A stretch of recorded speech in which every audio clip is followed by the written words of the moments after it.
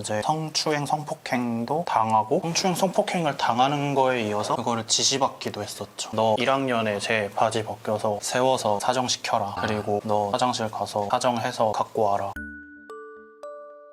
각자의 삶은 이 세상에 하나밖에 없는 예술품이다. 오늘은 쇼미더 드로잉 하는 날. 만나서 반갑습니다. 그림 그리고 있는 크리에이터 이모레입니다. 오늘도 아주 특별한 게스트 한 분을 초대했습니다. 자기소개 한번 해주시죠. 안녕하세요. 저는 취미로 글을 쓰고 있는 우울증 치료 때문에 반강제적 백수 생활을 하고 있는 27살 김동관이라고 합니다. 반갑습니다. 이야, 우울증 치료를 받고 있고 취미로 글을 쓰고 있습니다. 글을 쓰고 있는 어떤 글을 쓰시고 계세요? 산문이죠. 제가 어렸을 때랑 병동을 오가면서 그리고 병원 치료를 받으면서 계속 쓰고 있던 일기 형태의 산문집을 계속 쓰고 있고 4월 달쯤에 한 권을 출간을 했고요. 책 제목이? 잘 지낼 자신이 없어요 라는 산문집입니다. 근데 아까 전에 자기소개 때 전공도 말씀하셨나요? 아니요, 전공은 얘기 안 했어요. 직업은 학생? 네, 대학생. 대학생? 전공이? 저는 체대. 오, 체대? 제가 학창 시절을 운동선수로 생활을 하면서 이제 대학도 자연스럽게 체대로 진학을 하게 된 거죠. 체대생이면 어떤 운동 하시는지? 저는 일단 초등학교 4학년 때부터 대학교 1학년 때까지 배구 선수로 지내왔죠. 그래서 이제 대학교 1학년 끝마치고 나서는 배구를 관두면서 이제 일반 학부생으로 전향해서 공부를 시작한 케이스. 그 이후에는 선수가 아니라 네. 다른 체육에 관련된? 네, 제가 트레이너 준비를 한 3, 4년 정도 했어요. 그래서 트레이너 쪽으로 공부를 하고 이제 골프 선수를 전문적으로 트레이닝 시키는 센터에서 일을 하다가 관두게 됐죠. 배구도 골프도 트레이닝도 글도 쓰시고 다재다능하신 거예요.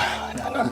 쇼미더 드로잉 일단 그림 인터뷰인데 그림은 평소에 좀 그려보시나요? 아니, 제가 손재주가 없어서 그림은 잘 그려본 적이 없습니다. 그러면은 오늘 오실 때 좀 어떤 그림을 그려보고 싶으신지 좀 구상하신 게 있나요? 제가 일단은 의자에 이렇게 퍼질러 있는 두 개의 자아 이런 느낌하고 이런 느낌? 이거를 그림을 좀 그려보고 싶었어요. 그 이유가 있나요? 제가 대부분 집에서 그러고 있고요. 저 말고도 힘들어 하시는 분이 또 그렇게 자주 있을 거라고 생각이 돼서 그런 그림을 한번 표현을 해보고 싶었어요. 혼자 있을 때 무기력한 모습을 그려보고 싶은 거예요? 네, 맞아요. 좋네요. 알겠습니다. 그러면은 어쨌든 쇼미더 드로잉 게스트 중심으로 그림 그리는 거니까 한번 스케치를 한번 해보시는 것도 좋을 것 같습니다.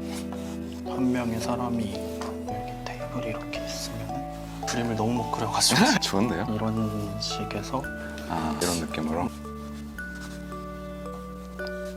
그러면은 우울증을 앓고 계시다고 했는데 가정 환경이나 학창 시절이나 성장 과정을 처음부터 이야기해 주시는 게 좋을 것 같아요. 많은 힘들어 하시는 분들께서는 가정 환경에 되게 문제가 많잖아요. 그런 케이스가 네. 있죠? 저는 가정 환경은 너무 화목하고 문제가 전혀 없어요. 저만 문제가 있는 건데 제가 이제 아까 말씀드렸다시피 초등학생 때부터 배구를 하면서 이제 중학생이 되면서 합숙을 시작하게 됐는데 제가 이제 진학하게 된 중학교에 제가 초등학교 때부터 정말 따르던 선배가 한 분 있었어요. 정말 좋아하는 선배가 있었는데 그 선배가 그 학교에 있어가지고 그 학교에 진학을 하신 거 때문에 오로지 그 이유만으로 그 학교로 진학을 선택을 한 거거든요. 제가 진학을 해서 같이 합숙 생활을 하다 보니까 그 형이랑 또 다른 형이랑 앞장서서 후배들을 괴롭히고 많이 때리고 그랬었던 거죠. 본인은 이제 저도 그렇고 다른 친구도 그랬는데 제가 유독 더 많이 당했죠. 왜 때려요? 그때 당시만 해도 운동선수의 문화가 아직까지는 폐쇄적이었기도 했고 근데 제가 일단은 몸이 조금 많이 허약했어요. 운동하는 선수 치고는. 그래가지고 많이 아파하기도 했고 이제 부모님께서도 많이 걱정하시고 이런 게 자꾸 들춰지다 보니까 제가 이제 팀에서 마마보이 이미지가 잡히게 된 거죠.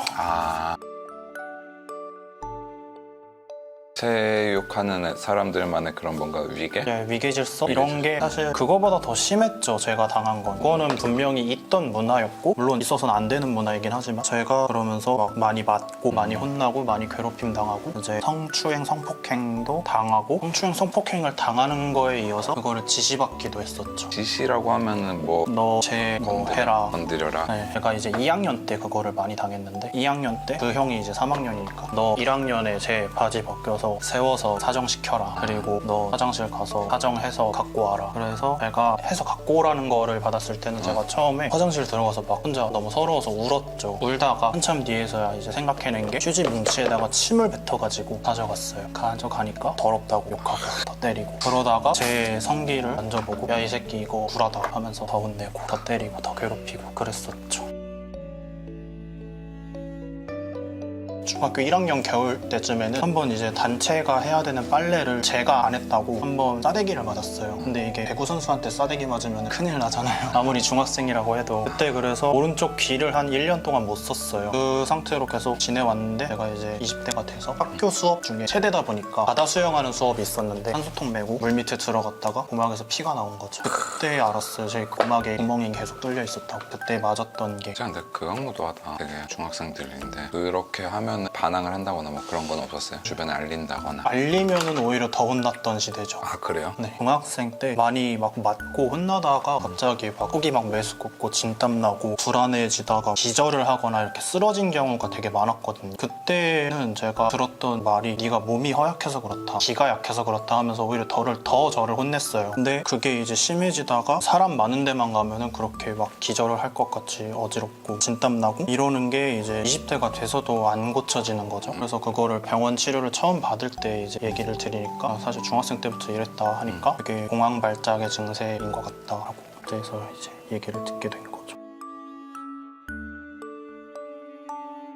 그렇게 해서 중학교 생활을 하셨고 고등학교 때도 그게 계속 이어지는 건가요? 고등학교는 이제 제가 다른 지역으로 전학을 가게 됐어요. 그래서 다른 지역으로 전학을 가게 돼서 이제 거기서 배구를 계속 하게 됐는데 처음에는 제가 적응도 잘 못하고 배구를 그렇게 잘하는 것도 아니었고 그때는 다행히 좀 마음을 강하게 먹었던 것 같아요. 정신 차리고 진짜 열심히 해서 이미지를 바꿔보자 해가지고 부모님한테 용돈 받은 걸로 바리깡 사가지고 제 머리 직접 맨날 빡빡 밀면서 365일 빡빡이로 살면서 부모님한테 또 부탁을 해가지고 학교 근처에 있는 헬스장을 또 따로 끊어가지고 근력 운동을 따로 하면서 그리고 개인 연습도 1년에 한두 번 빠질까 말까 할 정도로 쉬지 않고 계속 열심히 하면서 결국 고등학교 2학년 마지막쯤에 이제 기회를 잡아가지고 교체 출전을 하게 됐어요. 그래서 그 대회가 마침 제가 전에 있던 학교였던 거죠. 전학 가기 전에 학교. 거길 그 학교를 이제 준결승에서 만나가지고 지고 있었는데 제가 이제 교체 출전을 해가지고 역전승을 하게 된 거죠. 와 무슨 진짜 영화 같다. 네, 정말 저도 그때 너무 기쁘고 너무 좋고 그랬었는데 그래서 그때가 사실 제가 시합을 뛰어서 성적이 난 게 처음이거든요.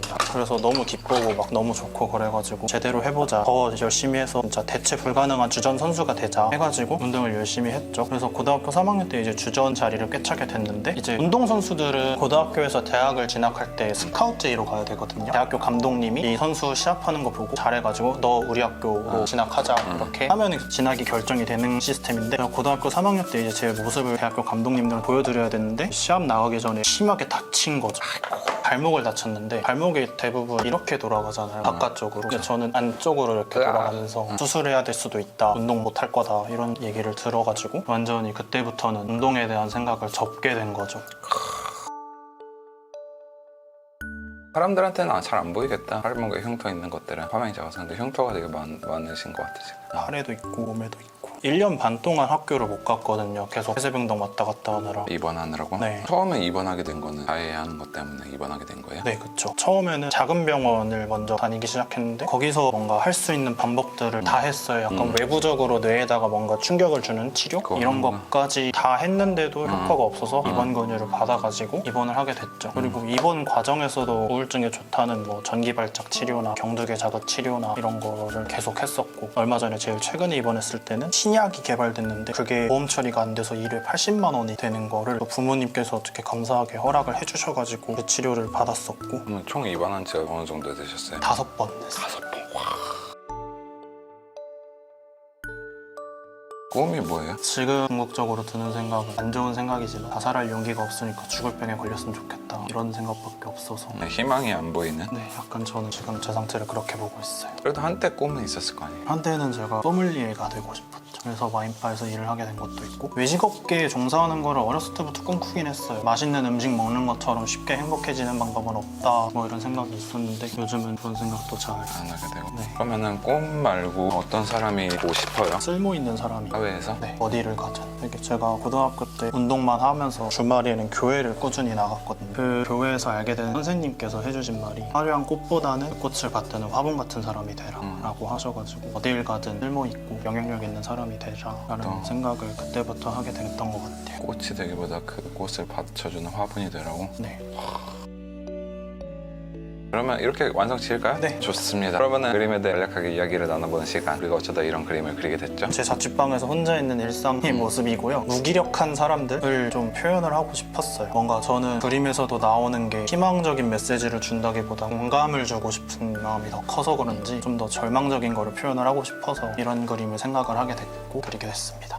알겠습니다. 그러면은 쇼미더드로잉 이렇게 참여하셨는데 참여하신 소감 한 말씀 해주시고 이 영상을 보는 사람들에게 해주고 싶은 말 있으면 쭉 한번 하고 싶은 말 해주세요. 이런 계기를 가져서라도 이렇게 본인이 아픈 그런 마음이나 정서 상태를 사람들이 많이 부끄러워하지 않고 얘기를 많이 했으면 좋겠어요. 그게 일단 제일 중요한 치료 과정이라 생각하기 때문에 저도 이 기회를 빌어서 되게 좋은 시간 가졌던 것 같고 많은 사람들도 또 그런 좋은 시간 가졌으면 좋겠습니다. 알겠습니다. 아무튼 오늘 이 계기로 좀 더 나아지시길 저도 바라봅니다. 감사합니다. 알겠습니다. 그러면은 오늘 촬영은 여기까지. 오늘 하루도 버티시느라 고생하셨고요. 내일도 잘 견뎌봅시다. 이모리였습니다. 김농관이었습니다. 네, 수고하셨습니다. 네. 감사합니다.